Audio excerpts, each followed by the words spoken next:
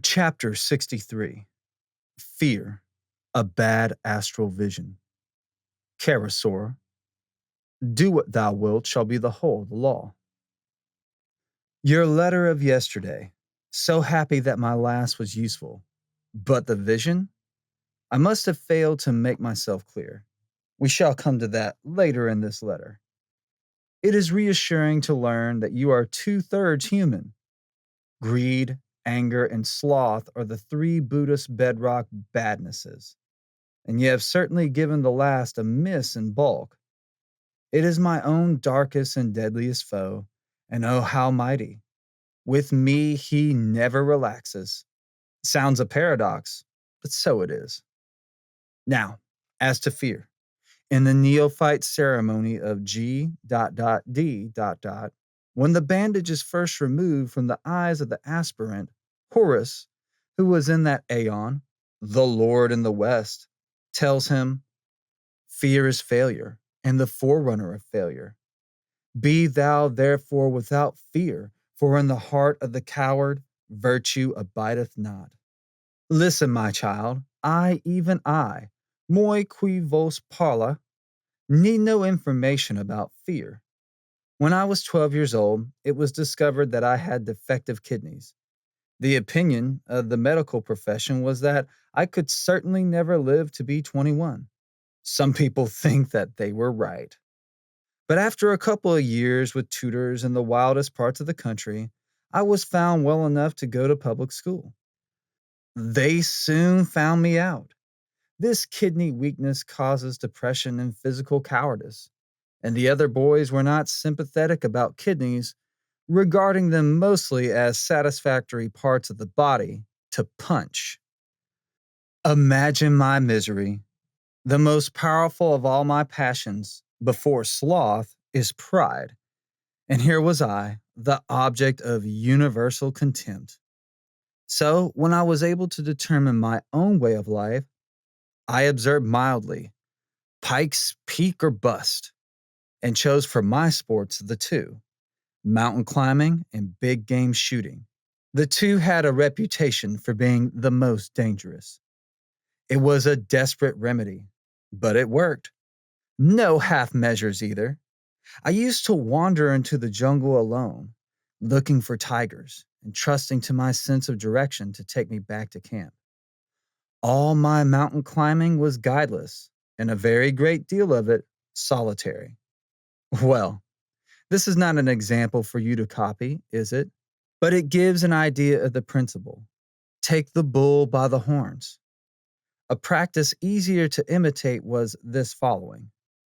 In most great cities, always in eastern cities, are black slums. Here, one may find blind alleys, dark doorways open to unlighted houses. One may explore such places, looking for adventure. And it was rather a point of honor to accept the challenge in whatever form it took.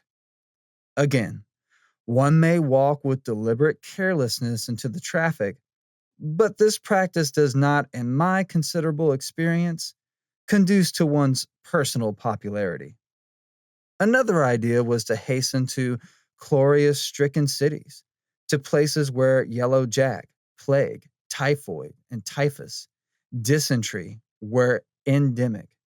And, of course, big game hunting takes one to the certainty of malaria fever, with no doctors, or worse, Bengali doctors, within my league. The general principle seems to be this boat carries Caesar and his fortunes, and no doubt pride in its most satanic degree is one's greatest asset.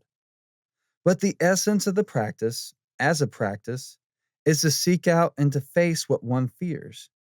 Do not forget that courage implies fear. What else should fear be useful for? Of course, fears differ greatly both in quality and in degree. And one must distinguish between rational fear, ignorance of which implies stupidity, brutishness, imbecility, or what have you, and the pathological fear which springs from mental or moral disorder. There are, in fact, many types of fear which may be uprooted by some form of psychoanalysis. Generally speaking, it is up to you to invent a practice to meet each specific case. One moment, though, about the fear of death. The radical cure is the gaining of the magical memory. See also Al, chapter 1, verse 58. The more previous incarnations one can remember, the less important appears the moment when the curve of life dips below the horizon. One very curious point. When one looks back at the moment of a previous life's deaths, one exclaims, "By Jove, that was a narrow escape and no mistake." Escape from what? Me no savvy. But such is the fact. How to acquire that memory? The development of the magical record is by far the most important of one's weapons. How to use the record is not easy to explain, but there is a sort of knack which comes to one suddenly. And there are certain types of samadhi during the exercise of which these memories appear spontaneously, without warning of any kind. There is comfort in the thought that the persistent practice of seeking out one's fears, analyzing them and their causes, then deliberately evoking them to "come out, you cad, and fight," presently sets up a habit of mind which is a strong fortress against all fear's modes of assault. One springs automatically to action when a patrol sneaks up within range of one's guns. Particularly useful against the fear of death is the punctual and vigorous performance of Liber Resh. Meditate on the sun in each station, his continuous and even way, the endless circle. That formula in the tarot book is most valuable. One excellent practice, the general idea of which can easily be adapted to a host of particular cases, is the use of the imagination. Let me tell you how it worked out in those early air raids on London. First, I looked at the question sensibly, taking the view that shelters and gas masks were soothing syrup with an element of booby trap in it. Let me tell you a fable from the East. It is one of those incomparably sublime blossoms of the spirit of Islam, infinite depth of wisdom adorned with the most exquisite and delicate wit. Isaac ben Hiddekel was a Jew of Baghdad. Though not in his first or even second youth, he was in such health, enjoyed such prosperity, and commanded such universal respect and devotion that every moment of his life was dear to him. Among his pleasures, one of the chief was the friendship of the aged Muhammad ibn Mahab of Basora, whose reputation a sage of no common stature. For, it was said, his piety had been rewarded with such gifts as the power to communicate with archangels, angels, the jinn, and even with Gabriel himself. However, this may have been, he held Isaac in very great esteem and affection. It was shortly after leaving his friend's house after a short visit to Baghdad that he met death. "Good morning," said the saint. "I do hope you're not going to Isaac's. He is a very dear friend of mine." "No," said Death, "not just now. But since you mention it, I shall be with him at noonrise on the 13th of next month. Sorry he's a friend of yours, but no one knows better than you that these things can't be helped." Mohammed set off sadly for Bassora. Indeed, as the days passed, the incident preyed upon his mind, until at last he resolved to risk the breach of professional confidence and warn his friend. He sent accordingly a letter of condolence and farewell. But Isaac was a man of action. Prompt and stealthy, on the day appointed he saddled his best horse and so passed through the silent streets of the city in search of refuge. That evening Muhammad was returning from prayer. Nowat asali fard salat al-Bahar Allah Akbar, slowly and mournfully. When hardly halfway from the mosque to his house, who should he meet but Death? Peace be with thee, says Death. And peace with thee, replied the sage. But I did not expect to see thee here tonight. I thought you were to meet my friend Isaac, and he's in Baghdad. It wants an hour yet of the time, says Death briskly, and he's galloping hither as fast as he can. At least don't let the gods have the laugh on you. Hello? Here's the Book of Lies again. What fun. The Smoking Dog. Each act of man is the twist and double of a hare. Love and death are the greyhounds that course him. God bred the hounds and taketh his pleasure in the sport. This is the comedy of Pan, that man should think he hunteth while those hounds hunt him. This is the tragedy of man. When facing love and death, he turns to bay. He is no more hare, but boar. There are no other comedies or tragedies. Cease then to be the mockery of God and savagery of love and death. Live thou and die. Thus shall his laughter be thrilled through with ecstasy. Very good. Now, where were we? In the Blitz? Oh, yes. No sense in scuffling or slinking or skulking. So one decides to take no notice so far as practical action is concerned. So, the noise making work rather difficult, one lies down in Shavasana, the corpse position, flat on the back, arms by the sides, and everything relaxed. Or the Templar, sleep of Salome position, which is that of the hanged man in the tarot. One then imagines a bomb dropping first in one place, then in another. One imagines the damage and what one then has to do to counteract the new dangers. Perhaps a wall of your house is gone, and you must get clear before the roof falls in. And so on.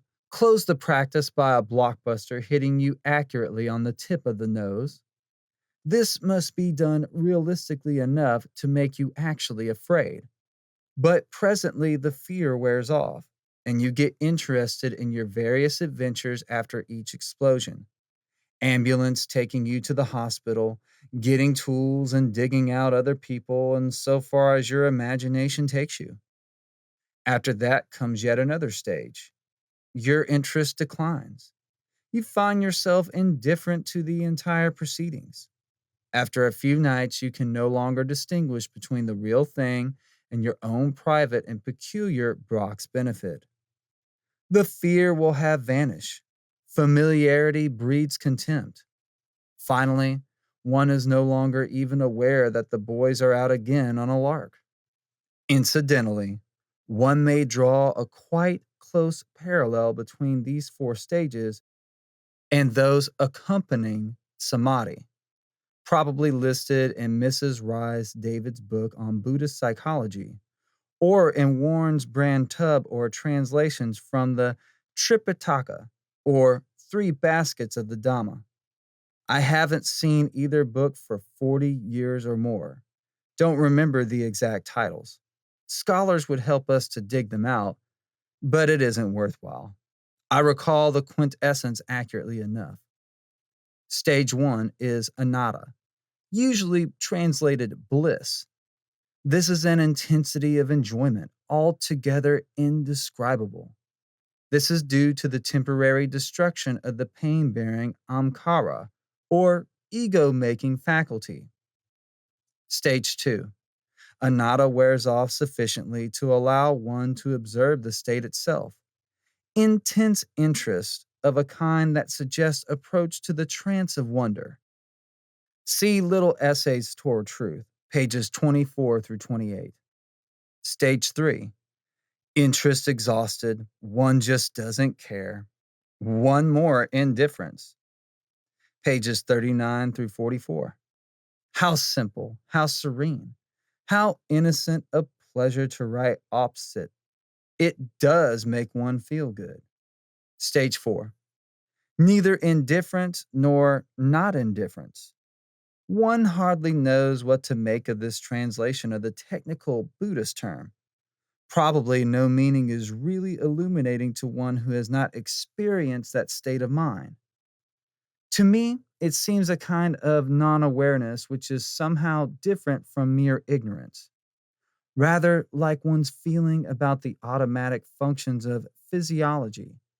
Perhaps an acceptance so complete that, although the mind contains the idea, it is not stirred thereby into consciousness.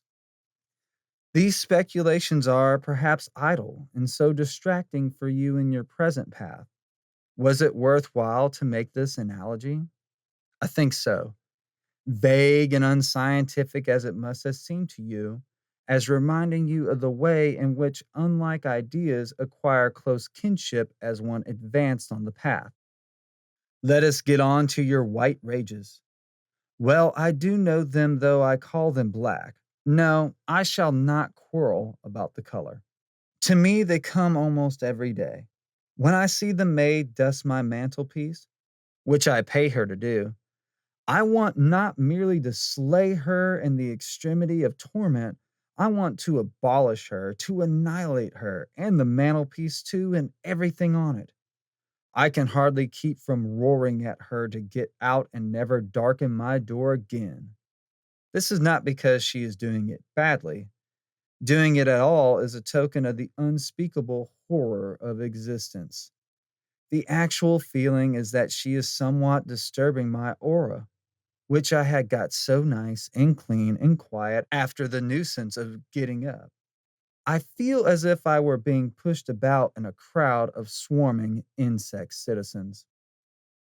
Then there is quite another kind, which is quite clearly penny plain frustration. Something one wants to do, perhaps a trifle, and one can't. Then one looks for the obstacle, and then the enemy behind that again.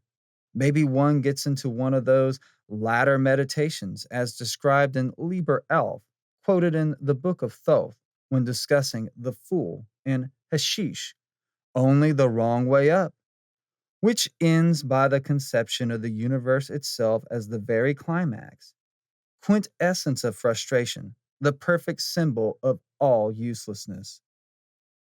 This is, of course, the absolute contradictory of Thelema, but it is the sorets on which both Hindu and Buddhist conclusions are based. This kind of rage is, accordingly, most noxious. It is a direct attack from within upon the virgin citadel of self. It is high treason to existence. Its results are immediately harmful. It begets depression, melancholy, despair. In fact, one does wisely to take the bear by the ring in his snout, accept his conclusions, agree that it is all abject and futile and silly, and turn the hose pipe of the trance of laughter on him until he dances to your pleasure. But is this any answer to your problem? It disturbs me a little that you should try to palm off peace upon my centuries as the password.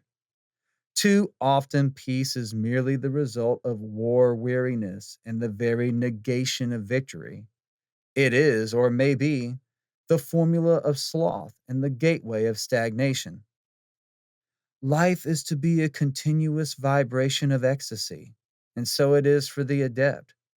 Whenever his work allows him time to consider the matter, consciously, and even when his work preempts his attention, is an eternal fountain of pure joy springing, a crystal fragrance of reverberating light from the most inmost caverns of the heart. It secretly informs one's dullest thought with sparkling wine, radiant in the aether. See well, the least excuse, since it is always there and chomping at its bit, to turn the dreary cart horse drudge into proud Pegasus himself. This is where I want to have you, with us who have come this far, in a state utterly detached from the ego, so that you appear the plain Jane Wolfe, doing your duty in the state of life to which it has pleased God to call you, and consequently unremarked, like a Rosicrucian wearing the habit of the country in which you are traveling. but trembling with interior illumination, so that the first relaxation of the constant conscious burden of Jane Wolfe, Sora Astai, is automatically released, a pillar of creative light. I am thou, and the pillar is established in the void. Liber 65, as you know, is full of these explosions. No, I am not at all sure that all this is the answer that you need about white rages, yet it is certainly contained herein, or at least implied. Try another aspect. We tracked the cause. It was frustration. Good. Then we must counter it. How? Only in the last event, by getting the mind firmly fixed in the complete philosophy of Thelema. There is no such thing as frustration. Every step is a step on the path. It is simply not true that you are being balked. The height of your irritation is a direct measure of the intensity of your energy. Again, you soon come to laugh at yourself for your impatience. Probably, you surmise, your trouble is exactly that. You're pushing too hard. Your mind runs back to Al, chapter 1, verse 44. You realize, again, that any result actually spoils the truth and beauty of the act of will. It is almost a burden, even an insult. Rather as if I risked my life to save yours, and you tip me half a crown. Here's that book of lies popping out its ugly mug again. Thou hast become the way. This is why the Ankh, or key of life, is a sandal strap, borne in the hand of every god as a mark of his godhead. A god is one who goes. If I remember rightly, Plato derives theos from a verb meaning to run, and is heartily abused by scholars for so doing. But perhaps the dreary old sophist was not far wrong, for once. What you need to do then is to knot all these ideas into a very close pattern, to make of them a consecrated talisman. Then, when rage takes you, it can be thrown upon the fire to stifle it, to thrust against the demon, to disintegrate him. The great point is to have this weapon very firmly constructed, very complete. Your rage will pass in one of those two ways, which are one, rapture and laughter. Astral flight. Excuse me if I mention it, but no doubt the fault is mine. You seem to have failed to note any single one of all my prayerful injunctions, either in the letter or on your visit. Perhaps you thought I should take circles and pentagrams, etc., for granted, but you give no hint of the object of your journey. No, don't quote Al chapter 144 at me. It doesn't mean that. I don't expect you to answer the clerk at the booking office, "Where to, madam?" with, "I don't mind in the least." Though, even in that case, it is magically true, or should be. As in the case of the young lady who got carried on to Crewe, the unplanned adventure may have proved much more amusing. How am I to tell whether you were seeing correctly? Suppose your chosen hexagram had been 6 sung contention or 29 1 nourishing. Where would be the vision?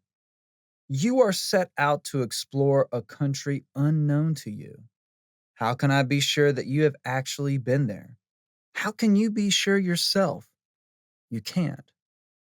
You have got to display the congruity of your vision with the account of the country given in the text. If you take Cian 1, which is all lingams and dragons, and you describe it as a landscape in the Broads, I can only conclude that you did not get anywhere near it.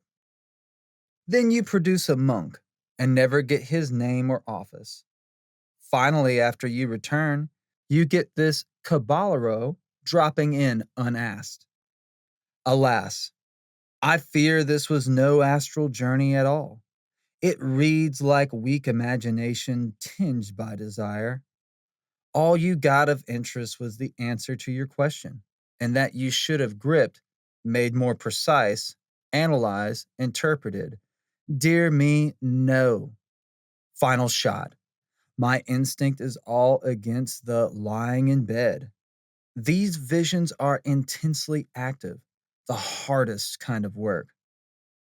Read Liber 418, Second Aether, and others to understand the appalling physical strain. When you reach remote, well guarded, and exalted confines of the universe, in every sense of the expression, sit up. I'm sitting up myself to finish this letter. Here goes for the last lap. Music? Justifiable? Why not? A help to your great work? An aspect of your will? Go to it. Apollo is the god of music, preeminently, but he is too all comprehensive, all pervading to be much use in a talisman except as a general background. But there are the muses. Palminia seems the one you want. She inspires the sublime hymn. How to invoke her is a matter for prolonged consideration.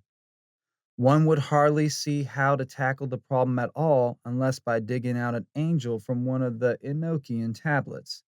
See the Equinox 1, 7, and 8. Perhaps there is a square ruled by Sol or Venus, fire, air, and water in the tablet of one of these, with an appropriate character on the summit of the pyramid. If so, all would be plain sailing. Of course, there are other gods, notably Pan. I must ask you to set my hymn to Pan to music, but I doubt if any of these are what you want. Probably the most practical plan would be to make a musical conjuration of Sol.